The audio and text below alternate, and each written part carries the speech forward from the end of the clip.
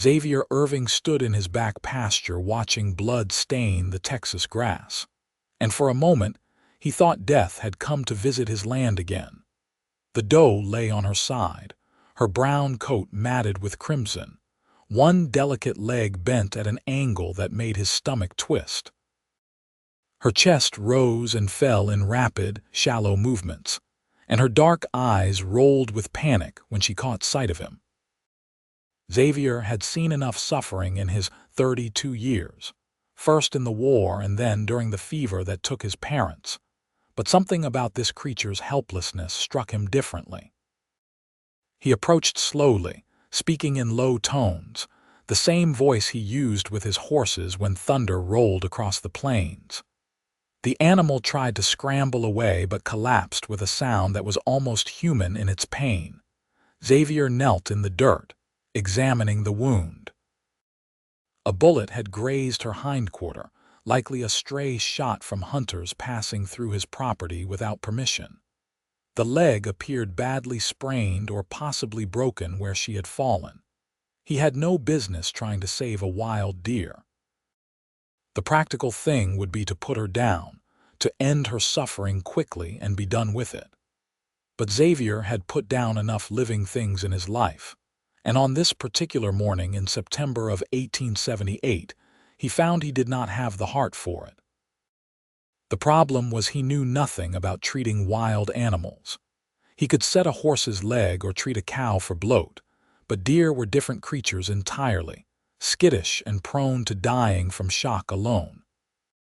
He needed help, and there was only one person in Truth or Consequences, Texas, who might have the knowledge he required. Laura Jensen had arrived in town 3 months prior, a woman alone with a wagon full of books and medical supplies, which had set every tongue wagging from the saloon to the church steps. She had taken up residence in a small house on the edge of town and hung a shingle that read "Animal Doctor" in neat black letters. The ranchers had laughed at first. A woman veterinarian was absurd enough, but one who charged the same rates as Doc Hendricks charged for people was downright offensive to their sensibilities. Xavier had never met her, never had cause to, but he had heard the talk. Some said she was a widow. Others claimed she was running from something back east. A few of the more charitable ladies at church suggested she was simply educated beyond what was proper for a woman and had nowhere else to go. Whatever the truth, she was his only option. He could not move the doe himself without causing more damage, so he rode hard into town, his gelding's hooves throwing up dust on the dry road. Truth or Consequences shimmered in the late morning heat, the wooden buildings bleached pale by the relentless sun. He found Laura Jensen's house easily enough, a white clapboard structure with a small barn out back. Before he could knock, the door opened, and he found himself face to face with a woman who immediately derailed every thought in his head. She was perhaps 25, with dark blonde hair pulled back in a practical braid, and eyes the color of creek water in summer. She wore a simple brown dress with the sleeves rolled up, and there was a smudge of something that looked like salve on her cheek. But it was her expression that caught him, intelligent and assessing, meeting his gaze directly in a way that most women in Truth or Consequences had been taught to avoid. "Can I help you?" she asked, and her voice was clear and Eastern, touched with an accent he could not quite place. "I am Xavier Irving. I have a wounded doe on my property about 3 miles out. Gunshot wound and possibly a broken leg. I know it is unusual, but I am willing to pay whatever you ask if you can help her." Laura tilted her head slightly, studying him with those remarkable eyes. Most ranchers would simply shoot a wounded deer and be done with it. "Yes, madam, but I am not most ranchers." Something shifted in her expression, a softening around her mouth that might have been the beginning of a smile. "Give me 10 minutes to gather my supplies." "You will need to lead me there." She moved with efficient purpose, disappearing into her house and emerging with 2 large bags and a box of instruments. Xavier helped her load everything into his wagon, which he had the foresight to bring along. She climbed up onto the seat beside him without waiting for assistance, and they set off toward his ranch. The ride gave him the opportunity to observe her more closely. She sat straight-backed, her hands folded in her lap, but her eyes scanned the landscape with keen interest. She seemed to notice everything: a hawk circling overhead, wildflowers growing in stubborn patches along the roadside, the way the heat made the air dance above the ground. "How long have you had your ranch?" she asked, breaking the silence. "It was my father's before me. I have been running it alone for 2 years now, since the fever took both my parents. I am sorry for your loss." The words were simple but genuine, and Xavier found himself saying, "Thank you, and your own story, if you do not mind my asking." Laura was quiet for a moment, and he thought perhaps he had overstepped, but then she spoke, her voice steady. "I studied veterinary medicine in Philadelphia. My father was a physician and believed that all his children should be educated, daughters included. When he died, my brother inherited everything and made it clear that my presence was no longer welcome. So I came west, where people are desperate enough for help that they might overlook my gender." There was no bitterness in her words, only a frank assessment of reality that Xavier respected. "For what it is worth, I do not care if you are a man or a woman, so long as you can help that doe." This time she did smile, a quick flash of warmth. "Then let us hope I am as good as I believe myself to be." The doe was worse when they arrived, her breathing more labored, her eyes glazed with shock. Laura dropped to her knees beside the animal without hesitation, her hands moving over the wound with practiced skill. Xavier watched as she worked, amazed by her calm competence. She spoke to the deer in a low, soothing voice while she examined the injuries, her fingers gentle but thorough. "The bullet wound is not deep, thankfully. It has bled considerably but missed anything vital. The leg is badly sprained but not broken, which is fortunate. She is in shock, though, and dehydrated. We need to move her somewhere sheltered and quiet. Do you have a barn stall we can use?" "Yes, but how do we move her without making things worse?" Very carefully. Laura pulled a small brown bottle from her bag. "This is laudanum. Not ideal for animals, but in small doses it will calm her enough to transport. Help me get a few drops into her mouth." Working together, they managed to administer the medicine. Within minutes, the doe's frantic movements slowed, her breathing evening out slightly. Xavier fetched an old canvas tarp and spread it beside the animal. Together, they carefully rolled her onto it, then carried her between them to the barn.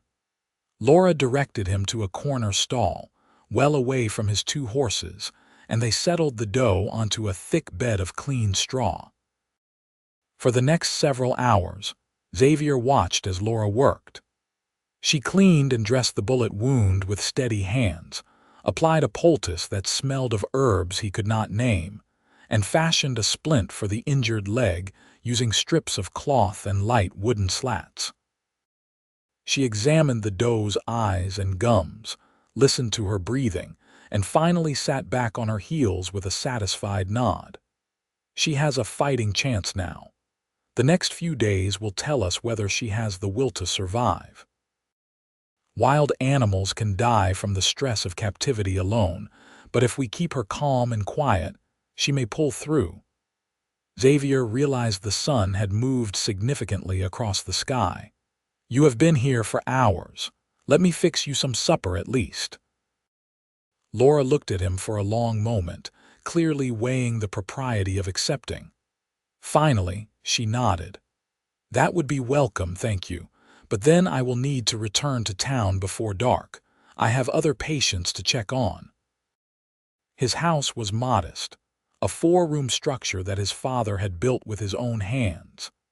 Xavier was suddenly conscious of how plain it was, how lacking in feminine touches. His mother's curtains still hung in the windows, faded now, and dust had gathered on surfaces he rarely thought to clean. But Laura did not seem to notice or care. She washed her hands at the pump outside while he built up the fire in the stove and began preparing a simple meal of salt pork, beans, and cornbread. "You cook?" she asked, settling into a chair at the table. "I have no choice, living alone." "It is not fancy, but it is edible. That is more than many men can claim." She accepted the plate he offered her and ate with good appetite, clearly unbothered by the rustic fare. "Tell me about your ranch. What do you raise?" "Cattle mostly, though I keep a few horses as well." "It is a small operation compared to some of the spreads around here, but it provides a living. What about you? Do you enjoy your work?" Her face lit up in a way that transformed her entirely. "I love it. Animals are honest in a way that people often are not. They do not care about your family name or your bank account, or whether you wear the right kind of dress. If you treat them with skill and kindness, they respond in kind. There is something deeply satisfying about healing a creature that cannot even understand you are trying to help." Xavier found himself leaning forward, drawn in by her passion. "Is that why you wanted to be a veterinarian? Because of that honesty?" "Partly. But mostly because I was never content to simply watch while my father worked. I wanted to understand, to help, to do something meaningful with my hands and my mind. Society has very narrow ideas about what women should do, but I discovered early on that I could not fit myself into that mold." She paused, meeting his eyes. "Does that shock you?" "No," he said honestly. "I think it makes you brave." Color touched her cheeks, and she looked down at her plate. The moment stretched between them, weighted with something Xavier could not quite name but felt nonetheless. After supper, he drove her back to town, the wagon rattling over the rutted road as the sun painted the sky in shades of orange and gold. They spoke of small things: the weather, the town, the challenges of making a living in Texas. But beneath the ordinary words, Xavier felt a connection forming, a recognition that perhaps they were not so different after all. Both of them were alone, both trying to make their way in a world that did not quite know what to do with them. When they reached her house, Laura gathered her bags and turned to him. "I will need to check on the doe daily for at least a week. I can drive myself out if you can provide directions." "Nonsense. I will come fetch you each morning. It is the least I can do." "That is not necessary. You have your own work to do." "Miss Jensen, I insist. The roads can be dangerous for a woman alone." Her jaw tightened slightly. "I have managed thus far." Xavier realized his mistake. "I did not mean to imply you could not take care of yourself. I only thought it might be easier and it would give me peace of mind. But if you prefer to come on your own, I will respect that." Laura studied him for a moment, then her expression softened. "No, you are right. It would be foolish to refuse help out of pure stubbornness. I will be ready at 8 o'clock tomorrow morning." True to her word, she was waiting on her porch when he arrived the next day. The routine they established felt natural. The quiet morning ride to his ranch, the careful examination of their patient, the hours spent in companionable work. The doe improved slowly. By the third day, she was eating small amounts of grass and clover that Laura gathered from the fields. By the fifth day, she was attempting to stand, though Laura cautioned against letting her put too much weight on the healing leg. Xavier found excuses to linger in the barn while Laura worked, fascinated by her knowledge and her gentle touch. She taught him things: how to read an animal's eyes for signs of pain, which herbs could reduce inflammation, the proper way to change a dressing. But more than that, they talked. Long, rambling conversations that ranged from philosophy to politics, to the simple pleasures of a good sunset. He learned that she was 24 years old, that her mother had died when she was 12, that she had 2 brothers and a sister who thought her choices scandalous. She loved reading, particularly adventure novels, and had a weakness for peppermint candy. She missed the ocean, which she had seen exactly once on a trip to the coast, and sometimes dreamed of traveling to places she had only read about in books. In turn, she drew stories from him that he had not shared with anyone. He told her about the war, where he had served as a cavalry scout at 17, too young and too idealistic to understand what he was getting into. He spoke of his parents, his father's quiet strength and his mother's fierce love. He even told her about the loneliness of running the ranch alone, the way silence could become oppressive when it was all you had. On the 10th day, Laura declared the doe well enough to be released. The animal had regained her strength, and the leg had healed remarkably well, thanks to Laura's skilled care. They walked her out to the pasture together, supporting her between them, and then stepped back to watch as she took her first tentative steps toward freedom. The doe paused at the edge of the tree line, turning to look back at them with those dark, liquid eyes. Then she bounded away, disappearing into the scrub oak and mesquite. Laura pressed her hand to her chest, and Xavier saw tears shining in her eyes. "Are you all right?" he asked. "Yes," she said, laughing a little. "I just never tire of this feeling, of knowing that something lives that might have died." Xavier understood then that he was in serious danger of falling in love with this woman. Perhaps he was already halfway there, had been since the moment she knelt in the dirt beside a wounded animal without caring what it did to her dress.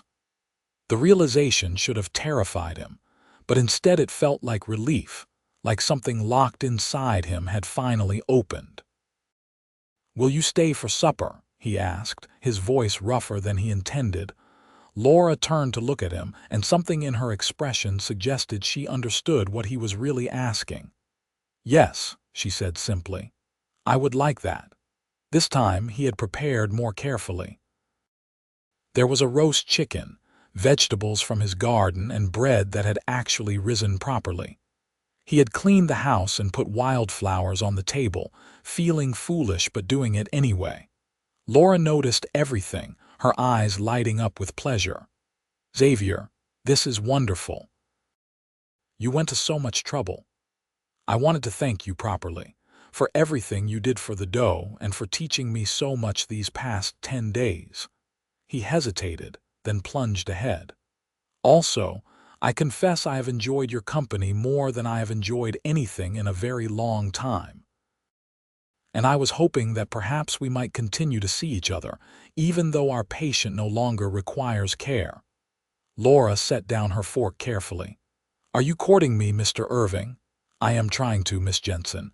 Not very smoothly, I admit, but yes." "I see." She was quiet for a moment, and Xavier's heart sank. Then she smiled, that beautiful warm smile that made his chest ache. "I should tell you that I have no intention of giving up my practice.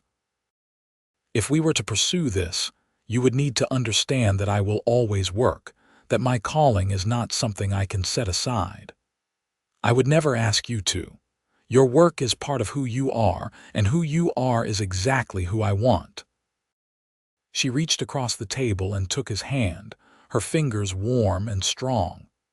"Then yes, I would very much like for us to continue seeing each other." The courtship that followed was unlike anything Xavier had imagined. Laura was not content to sit in parlors and make polite conversation. Instead, they worked together, riding out to check on his cattle, repairing fences, tending his garden. She taught him more about animal husbandry than he had learned in years of ranching, and he showed her the hidden corners of his land, the places where deer came to drink at dusk, and wildflowers grew in improbable profusion. They attended church together on Sundays, enduring the whispers and sidelong glances from townspeople who could not quite understand their relationship. Laura held her head high, and Xavier walked beside her with pride. Let them talk. He had found something real, and he would not apologize for it. In October, the first cold snap arrived, bringing with it a different kind of urgency. Xavier's cattle needed to be driven to better grazing, his barn needed repairs before winter, and there were a dozen other tasks that required attention.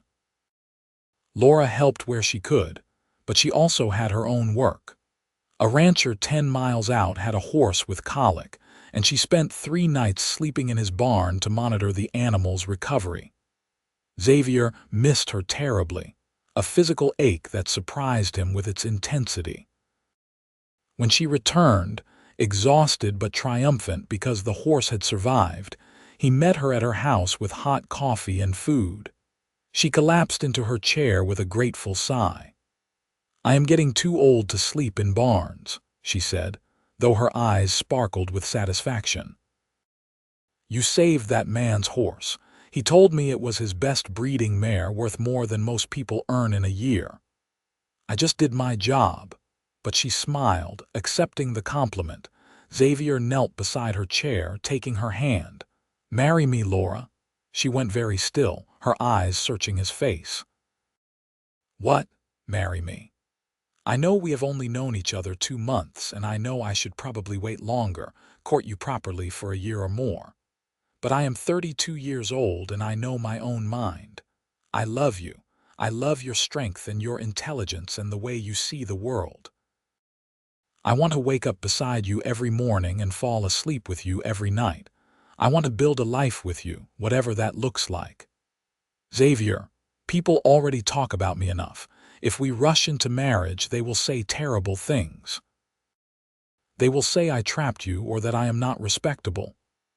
I do not care what they say. Do you love me?" She cupped his face in her hands, her eyes bright with unshed tears. "Yes, God help me, but yes, I love you. Then nothing else matters." They were married 3 weeks later in a simple ceremony at the church, with Doc Hendricks and his wife standing as witnesses. Laura wore a dress of deep blue wool, practical and beautiful, and carried a bouquet of late-blooming wildflowers. Xavier wore his best suit and felt his heart might burst when she walked down the aisle toward him. The preacher spoke about duty and obedience, the traditional words of a marriage ceremony, but Xavier barely heard them. He was too focused on Laura, on the way she met his eyes steadily, without fear or hesitation. When they spoke their vows, her voice was strong and sure. They held a small reception at the ranch, just a few close friends and neighbors who had shown them kindness. Mrs. Patterson from the general store brought a cake, and old Tom Wyatt played his fiddle while people danced in the yard. Laura laughed as Xavier spun her around, her face flushed with happiness. When everyone had finally gone home and they were alone in the house that was now theirs together, Laura looked around with satisfaction. "I have been thinking about where to set up my examining table. The spare room would be perfect, with good light from the east window. And we could build a proper surgery in part of the barn for larger animals." Xavier pulled her close, breathing in the scent of her hair. "Whatever you need. This is your home now, too. We will make it work for both of us." She tilted her face up to kiss him, and in that moment, Xavier understood that he had found something rare and precious. Not a woman who would simply share his life, but a true partner, someone who would build a life alongside him. Their first winter together tested them in ways Xavier had not anticipated. Laura's practice grew as word spread of her skill, and she was often called away to ranches across the county. Xavier worried when she rode out alone in the cold, but he learned to trust her competence and her judgment. She always came back to him, sometimes exhausted and wind-blown, but always with stories of the animals she had helped and the people she had met. In turn, she supported him through the challenges of ranching. When a late freeze killed half his winter wheat, she helped him figure out how to recoup the losses. When one of his best cows developed milk fever, Laura saved her with a treatment Xavier had never heard of. They worked as a team, and the ranch began to prosper in ways it never had when Xavier worked alone. In February, a blizzard struck with little warning, dumping 2 feet of snow and driving the temperature well below freezing. Xavier and Laura worked around the clock to keep the livestock safe, breaking ice on water troughs, distributing extra hay, checking for frostbite and injury. On the second night, as they stumbled back to the house, half frozen and exhausted, they found a visitor. The doe stood in the shelter of the barn's overhang, her coat thick with winter fur. She looked healthy and strong, her legs showing no signs of the injury that had brought her into their lives. Laura stopped in her tracks, her breath catching. "Is that her?" Xavier asked, though he already knew the answer. "I think so. See the scar on her hindquarter, and the way she holds her left hind leg just slightly different from the right." They watched as the doe watched them, her ears flicking forward. She showed no fear, only a kind of calm recognition. Then, with a flick of her white tail, she bounded off into the snowy darkness. "She came back to check on us," Laura said, wonder in her voice. "Or maybe to say thank you." Xavier wrapped his arm around his wife's shoulders, drawing her close. Or maybe she just wanted to see the place where her life was saved. Inside, they thawed by the fire, drinking hot coffee and eating bread and cheese because they were too tired to cook. Laura leaned against Xavier's shoulder, and he felt the bone-deep satisfaction of a hard day's work done together. "You ever regret it?" he asked quietly. "Giving up your house in town, tying yourself to a rancher's life?" Laura turned to look at him, her eyes serious. "Never. Not even for a moment. This is where I belong, Xavier. With you doing this work, I have never been happier." Spring arrived with a burst of wildflowers and new calves. Laura delivered 3 of them when Xavier's heifers had trouble, working with patient skill to guide the babies safely into the world. She was magnificent in those moments, her hair coming loose from its braid, her sleeves rolled up, her entire being focused on the task at hand. In April, Laura told him she was pregnant.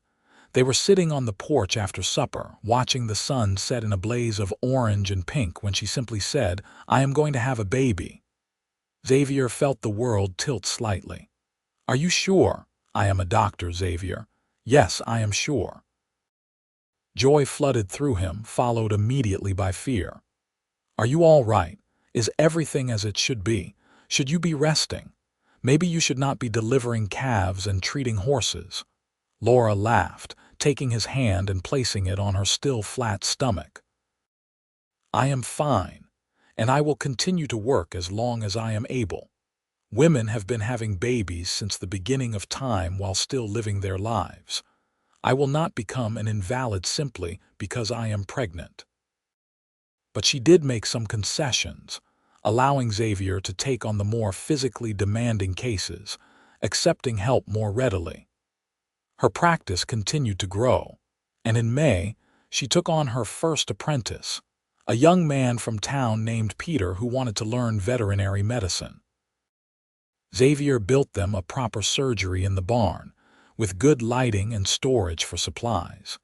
The summer was hot and dry, and Xavier worried about his cattle. But Laura helped him devise a system of water distribution that kept the herd healthy even as other ranchers struggled.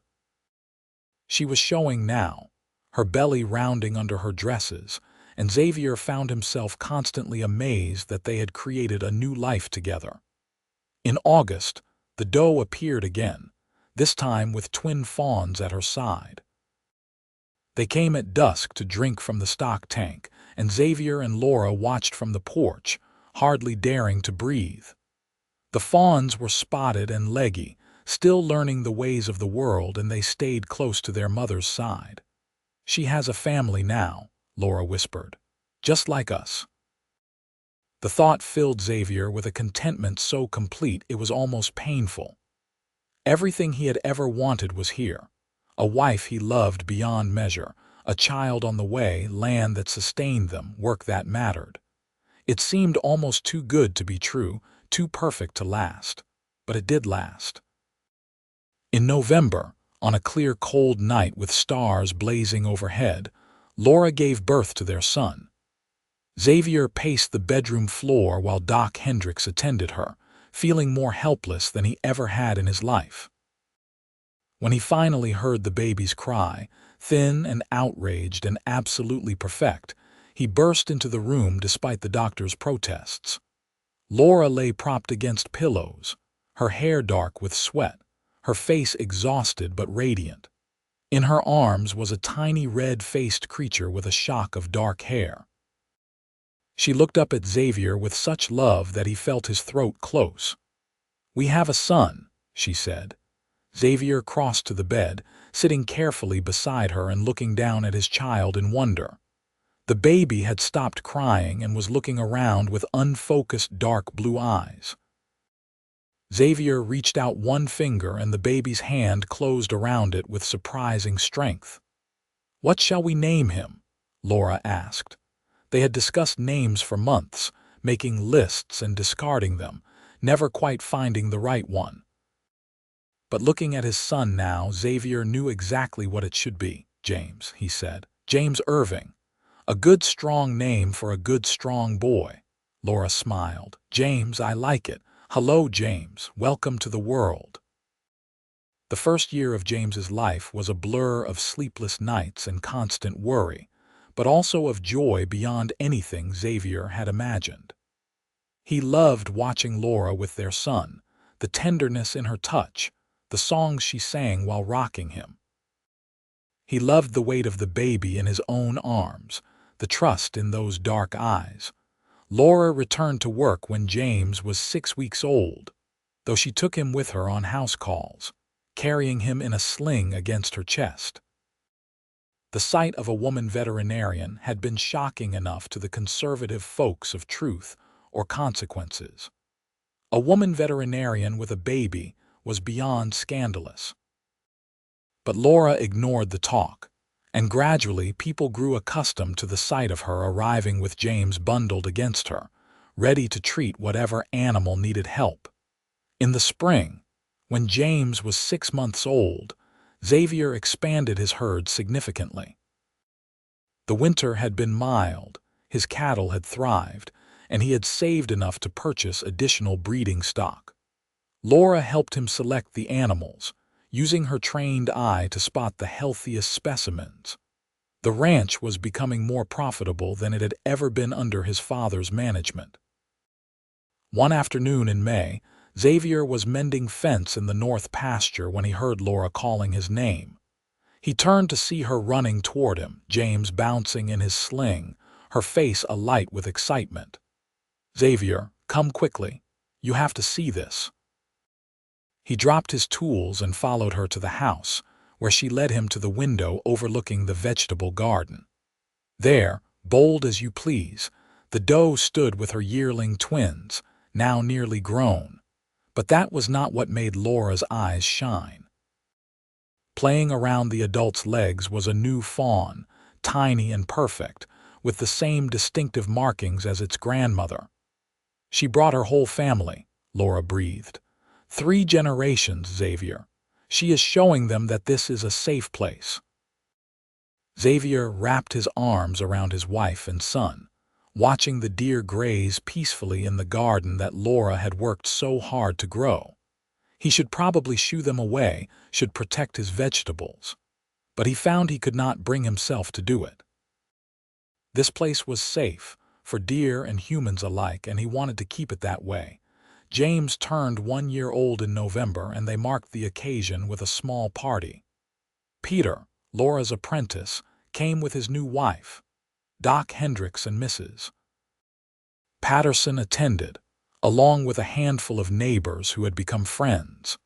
James toddled around on his new walking legs, delighted with the attention and the cake Laura had baked.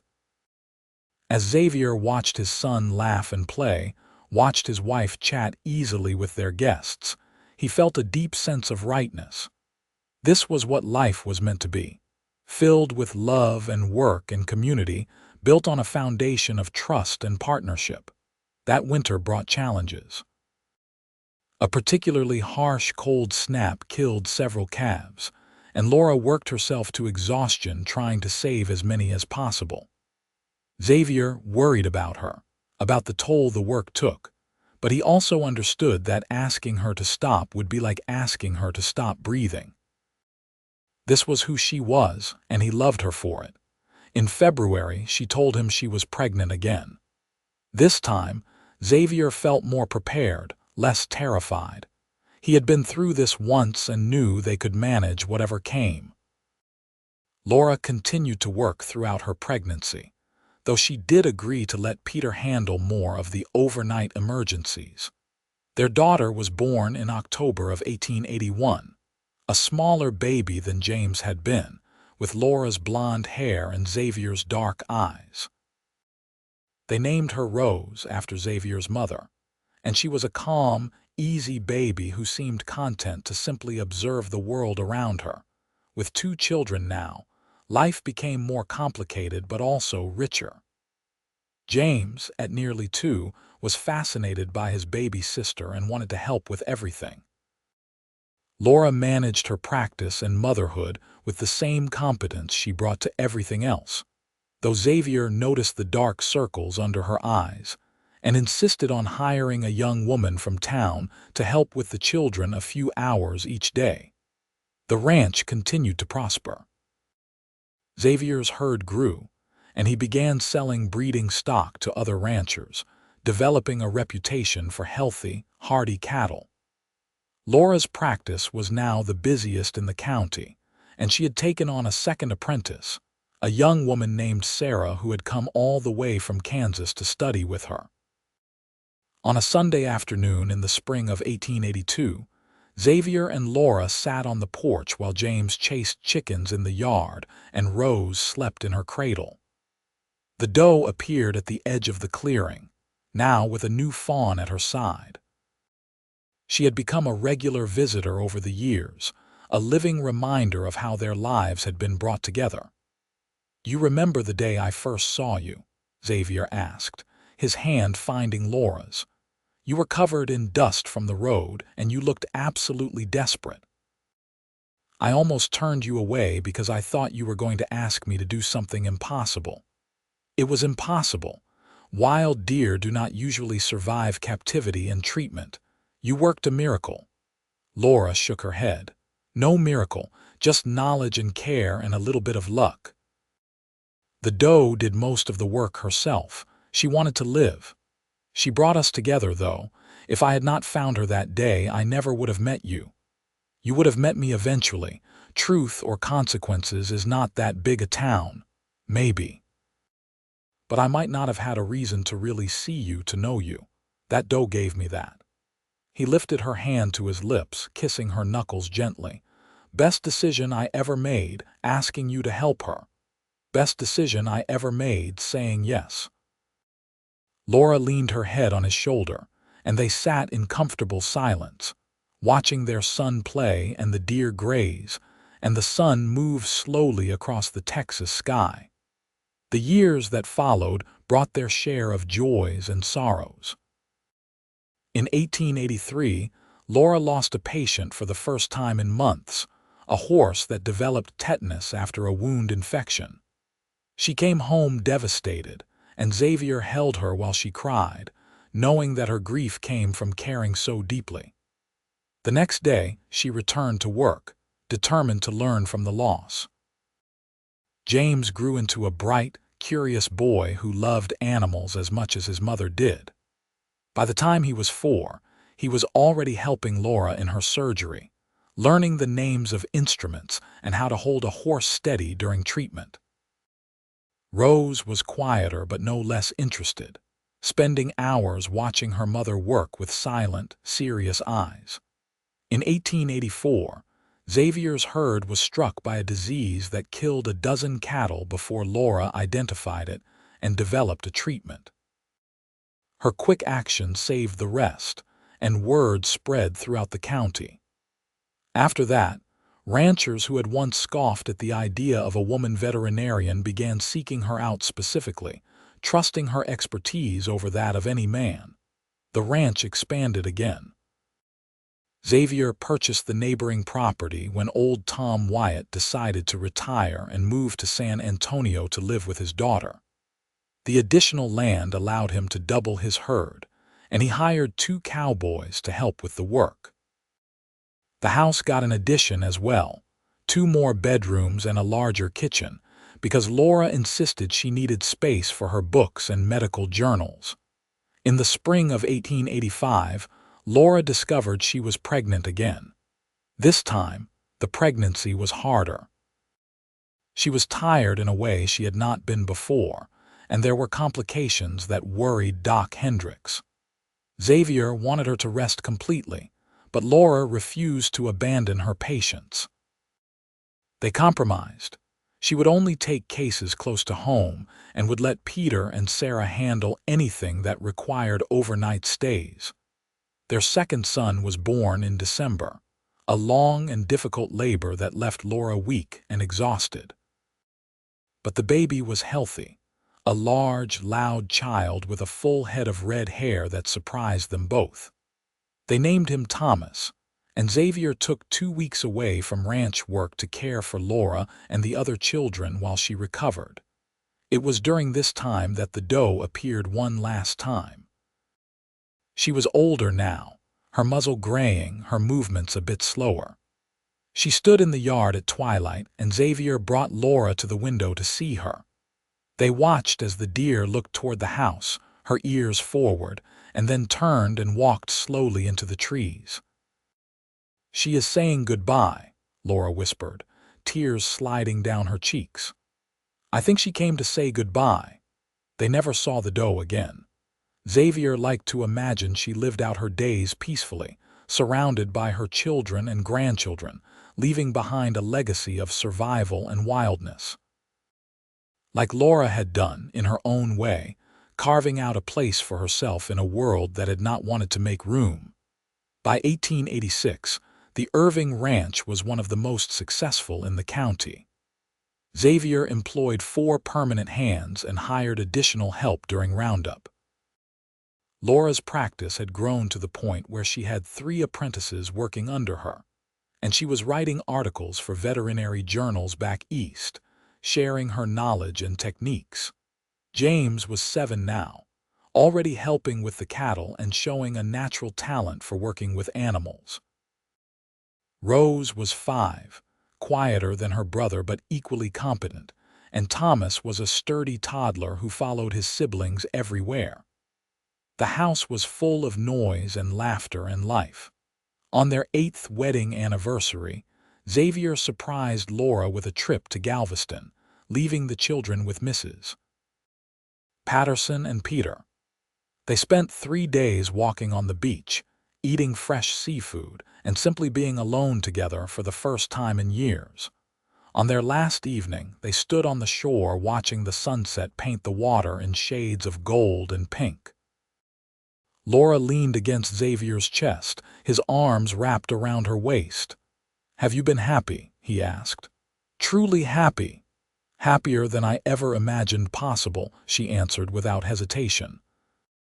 "I have work that fulfills me, children that I love, and a husband who has never once asked me to be anything other than who I am. What more could anyone want? I just want to make sure I am giving you enough, that this life is not too small for you." She turned in his arms to face him. "Xavier Irving, listen to me. This life is not small, it is full and rich and meaningful. We have built something together, a true partnership. We help people and animals, we raise our children, we make a difference in our community. That is not small. That is everything." He kissed her then, tasting salt air and promise, and knew that she was right. What they had built together was extraordinary, not because it was grand or glamorous, but because it was real and lasting and filled with love. They returned to truth or consequences, to find that James had helped Peter deliver a calf and Rose had organized the entire pantry, and Thomas had somehow managed to get himself stuck in a barrel in the barn, but was perfectly fine. Life continued in all its chaotic beauty. In 1887, Laura was asked to speak at a veterinary conference in Dallas, the first woman ever invited to do so. Xavier encouraged her to go, managing the children and the ranch while she was away. She came back energized, full of new ideas and techniques she had learned, connections she had made with other professionals. The ranch faced a crisis in the summer of 1888 when a drought struck hard, drying up water sources and withering the grass. Xavier had to make the difficult decision to sell off part of his herd, keeping only the strongest animals. It was heartbreaking, the work of years diminished, but Laura helped him through it. "We will rebuild," she told him on the worst day, when he sat in the barn with his head in his hands. "We have done it before, and we will do it again. We are stronger together than any drought." She was right. By the following spring, the rains returned, and Xavier began slowly rebuilding his herd. Laura's income from her practice helped sustain them during the lean times, and Xavier was grateful beyond words for her skill and dedication. In 1889, James announced that he wanted to be a veterinarian like his mother. Laura's face lit up with pride, and she began teaching him more seriously, showing him how to diagnose illnesses, how to treat wounds, how to understand the language of animals. Xavier watched them work together and saw the future. A family practice, perhaps, with the Jensen name continued through skill rather than just blood. Rose surprised them by showing an aptitude for numbers and business.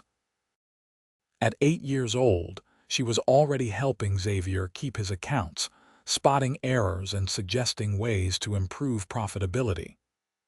Thomas, at 4, was still young, but he showed every sign of being a natural horseman, completely fearless around even the largest animals.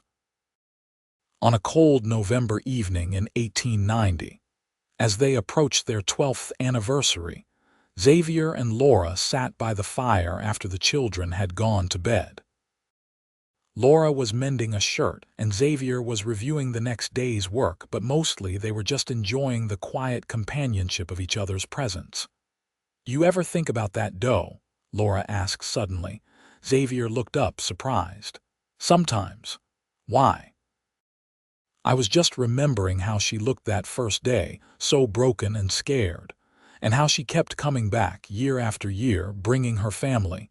It is funny how one small act of kindness can ripple outward like that." "You saved her life." "We saved her life," Laura corrected. "You were the one who could not bring yourself to put her down, who cared enough to come find me. That is what started everything." Xavier set aside his papers and crossed to where Laura sat, kneeling beside her chair. "That doe brought me to you, and you gave me a life I never dreamed I could have. 3 beautiful children, a successful ranch, a partnership that makes me better than I could ever be alone. I do not believe in fate exactly, but I believe that finding that wounded deer was the luckiest day of my life." Laura set down her mending and cupped his face in her hands. "I love you, Xavier Irving, more now than the day we married, if that is even possible." "It is possible," he said, covering her hands with his own, "because I feel exactly the same way."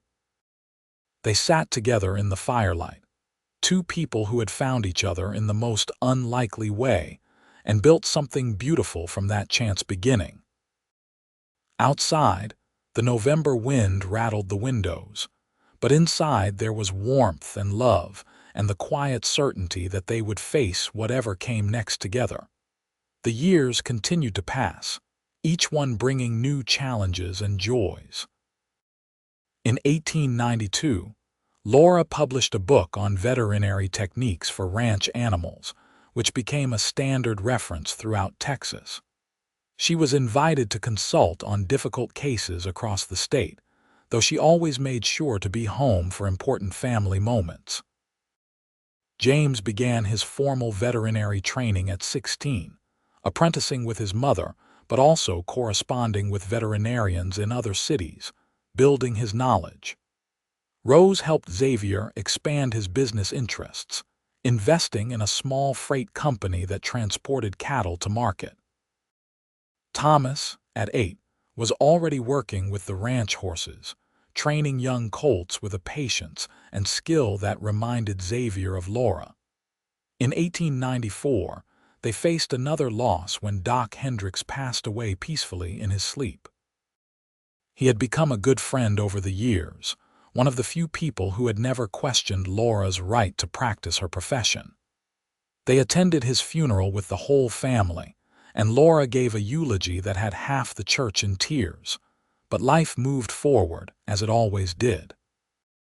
In 1895, James completed his training and officially joined Laura's practice as a full partner. At 20, he was already gaining a reputation as a skilled veterinarian in his own right. They built a new surgery on the property, larger and better equipped than the old one, with space for both of them to work. Rose, at 14, announced that she wanted to attend a business college in Dallas. Xavier was initially hesitant, reluctant to let his daughter go so far away, but Laura convinced him to let her pursue her dreams. Rose thrived in Dallas, coming home during breaks full of ideas and energy. In 1897, on a spring morning that reminded Xavier of the day he had found the wounded doe 19 years earlier, he and Laura rode out to check on the cattle in the north pasture. They were both in their mid-50s now, with silver threading through their hair and lines around their eyes earned through years of laughter and work and life. As they rode, they spotted a young doe at the edge of the tree line, watching them with calm, dark eyes. She looked remarkably like the deer they had saved all those years ago, the same delicate build, the same intelligent gaze. "You think?" Laura asked quietly. "Maybe," Xavier said. "Maybe a great-granddaughter or great-great-granddaughter, the line continuing just like ours." They sat on their horses, watching the deer, and Xavier felt the weight of years settling on him like a comfortable blanket. He had built a good life, a lasting legacy. His children were grown and capable, following their own paths. His ranch was prosperous. His wife was still his best friend and greatest love. "No regrets?" Laura asked, as if reading his thoughts. "Not a single one," Xavier answered honestly. Only that we cannot live it all over again." She smiled at him, her face still beautiful despite the years. "But then again, we have had a wonderful first time around." They rode home together through the spring morning, side by side as they had been for nearly 2 decades, and Xavier knew that whatever time they had left, they would face it the same way. Together, with love and courage and the quiet strength that came from building something real. In 1899, Rose returned from Dallas with a degree in business and immediately began helping Xavier modernize his operations. She implemented new record-keeping systems, negotiated better contracts with buyers, and increased profits by 20% in the first year alone. She also brought home a young man named Daniel Morrison, a fellow student who had followed her to Texas because he had fallen hopelessly in love with her. Xavier approved of him immediately, seeing in Daniel the same kind of steady competence he valued in himself. They were married in the spring of 1900, in the same church where Xavier and Laura had exchanged vows 22 years earlier. Rose wore her mother's wedding dress, altered to fit the new fashions, and Laura cried through the entire ceremony. Afterward, Daniel joined the family business, working alongside Rose to expand the ranch's operations. Thomas, at 16, announced that he wanted to focus entirely on horse breeding. Xavier gave him a portion of the ranch land and helped him build proper stables. Within 2 years, Thomas was producing horses that were sought after throughout Texas, known for their intelligence, endurance, and even temperament. James married Sarah, Laura's former apprentice who had stayed in Truth or Consequences and become a partner in the practice. Their wedding in 1901 was a joyful affair, and Laura gained not just a daughter-in-law but a colleague she already loved and respected. James and Sarah built a house on the ranch property, close enough for easy collaboration but far enough for privacy. In 1902, Laura and Xavier became grandparents for the first time when James and Sarah welcomed a son they named Matthew.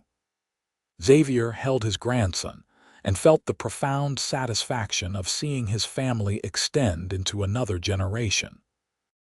This child would grow up surrounded by love and opportunity, would learn the value of hard work and the importance of kindness, just as his father had.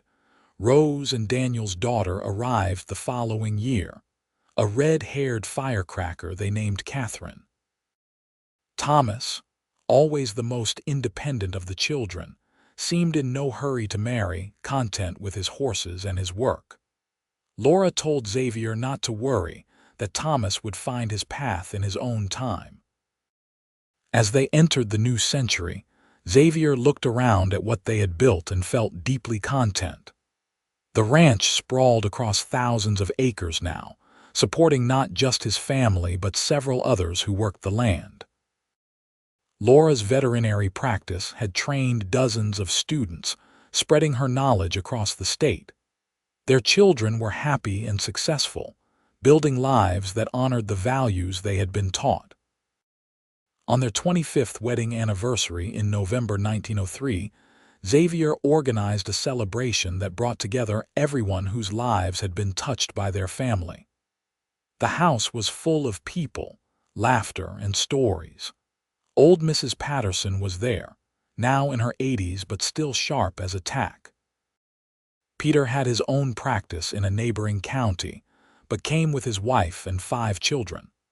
Former apprentices attended, along with ranchers whose animals Laura had saved, townspeople who had overcome their initial prejudices to become friends. As the evening wound down and guests began to depart, Xavier found Laura on the porch, looking out at the land they had worked together for so long. He wrapped his arms around her from behind, and she leaned back against his chest with a contented sigh. "Happy anniversary, my love," he murmured into her hair. "Happy anniversary, 25 years. Can you believe it? Some days it feels like forever. Other days like no time at all." Laura turned in his arms to face him. "If you could go back to that day in September 1878, when you found that wounded doe, would you change anything?" Xavier thought about it seriously, considering the years of struggle and challenge, the losses and difficulties they had faced. Then he looked into his wife's eyes and knew the answer with absolute certainty. Not a single thing. Every moment, good and bad, brought us here. To this life, this family, this love, I would not trade any of it. She kissed him then, a kiss that held 25 years of partnership and passion, of growth and understanding, of choosing each other every single day. When they finally pulled apart, both were smiling. "We should go back inside," Laura said. "We still have guests. Or we could stay out here a bit longer, just the two of us, and watch the stars." She laughed.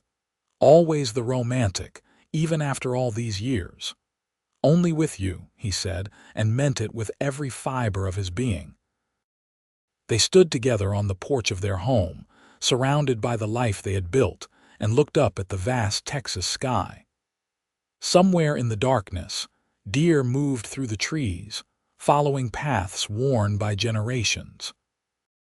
The land continued its eternal rhythms, indifferent to human joy and sorrow, yet somehow made more meaningful by the love and work of those who tended it. Xavier thought about that wounded doe, the creature whose suffering had brought Laura into his life. She had been healed and had lived, had raised her young and passed on her legacy. In helping her, they had helped themselves, had found the path to their own healing and happiness. It seemed almost like a miracle, how one small moment could change everything.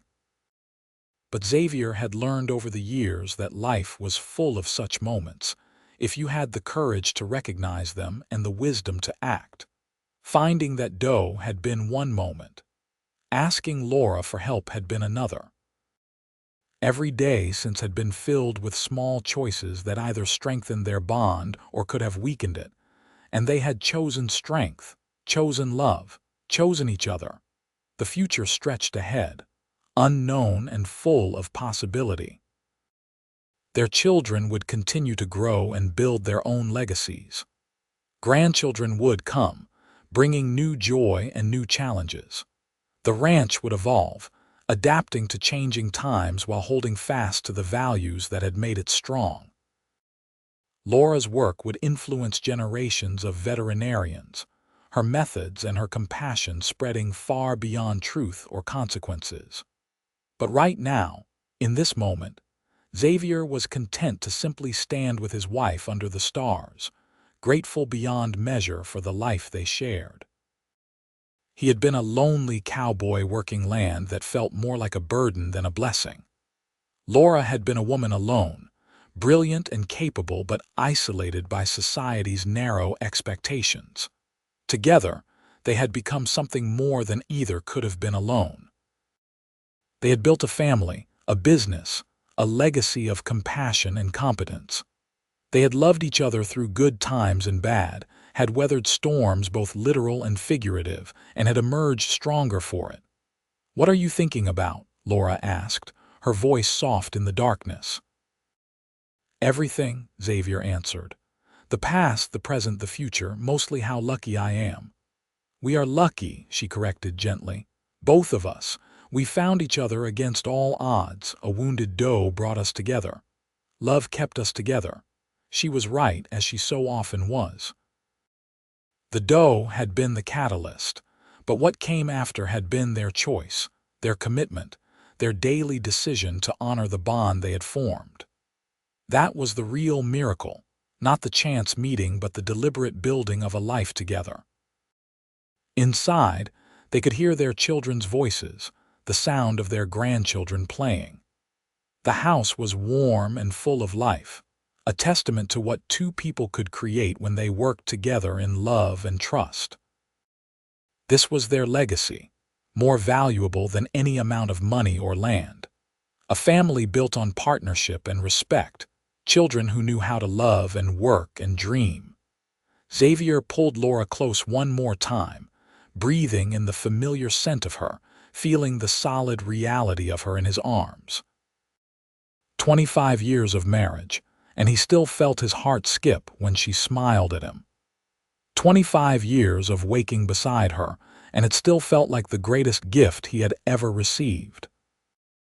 "I love you," he said, the words as true now as they had been on their wedding day, perhaps even more so because they were earned through years of proving them in action. "I love you too," Laura replied, and in those simple words was the story of their life together. Every moment of joy and struggle, every laugh and tear, every sunrise they had watched together and every sunset still to come. They went back inside to their family, to the celebration that continued in their honor. But Xavier carried with him the memory of that quiet moment under the stars, another small moment of grace to add to the thousands they had collected over the years. The party continued late into the night, and when everyone had finally gone home or settled into guest rooms, Xavier and Laura climbed the stairs to their bedroom, tired but happy. As they prepared for bed, moving through the familiar routine of 25 years together, Xavier caught sight of their reflection in the mirror. Two people no longer young, marked by time and work but still strong, still vital, still together. "Do you remember what you said the first day you came to look at the doe?" Xavier asked as they settled into bed. Laura thought for a moment. I said a lot of things that day.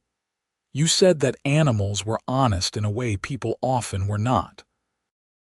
That if you treated them with skill and kindness, they responded in kind. I remember. I still believe it is true. I think it applies to people too, Xavier said quietly. At least it has applied to us.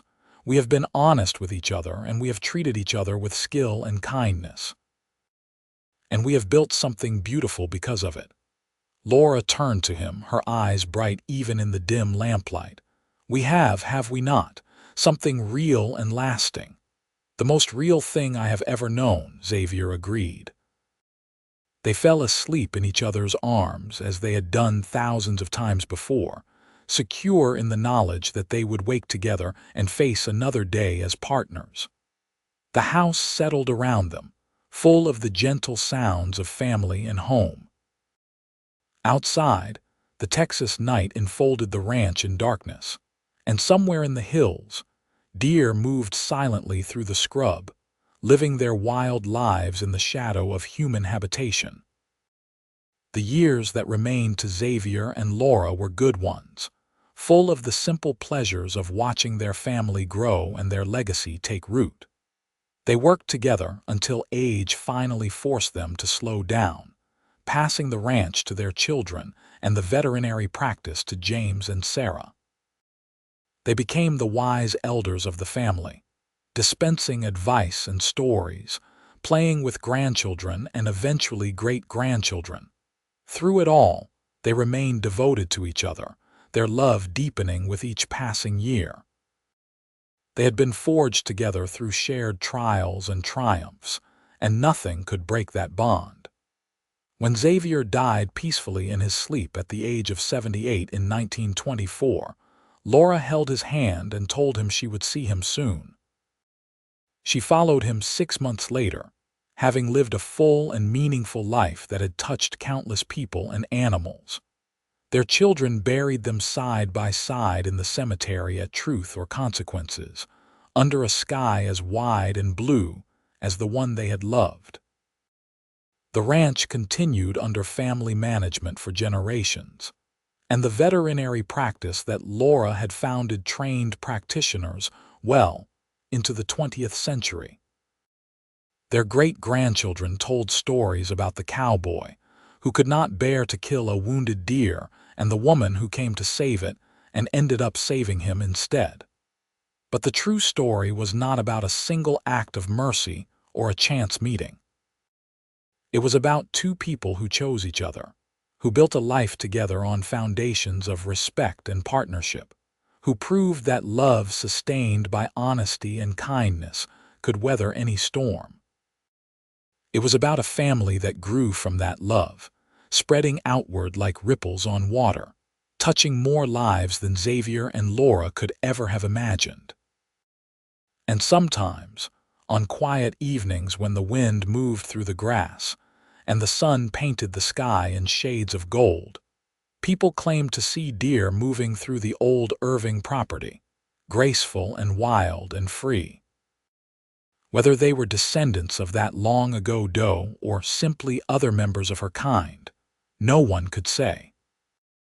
But their presence was a reminder that small acts of compassion could have consequences that echoed through generations, that choosing kindness over convenience could change not just one life but many.